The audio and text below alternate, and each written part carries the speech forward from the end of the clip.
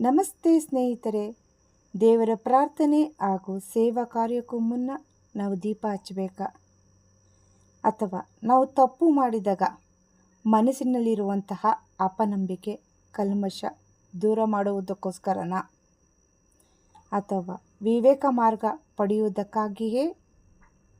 ಅಥವಾ ನಾವು ಹಚ್ಚುವಂಥ ದೀಪದ ಎಣ್ಣೆ ಹಸುವಿನ ತುಪ್ಪದಾಗಿದ್ದರೆ ಸುಖ ಶಾಂತಿ ನಮಗೆ ಲಭಿಸಬೇಕಾದ್ರೆ ನಾವು ಯಾವ ಎಣ್ಣೆಯನ್ನು ಹಾಕಿ ದೀಪವನ್ನು ಹಚ್ಚಬೇಕು?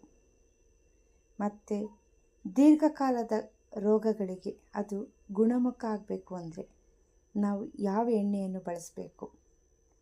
ಹಾಗೂ ಇನ್ನಿತರ ಮಾಹಿತಿ ಹಾಗೂ ನಾವು ಏಕೆ ದೀಪವನ್ನು ಹಚ್ಚಬೇಕು ಅನ್ನುವುದನ್ನು ತಿಳ್ಕೋಬೇಕು ಅನ್ನೋದಾದರೆ ನಾಳೆ ಮತ್ತೆ ಸಿಗೋಣ.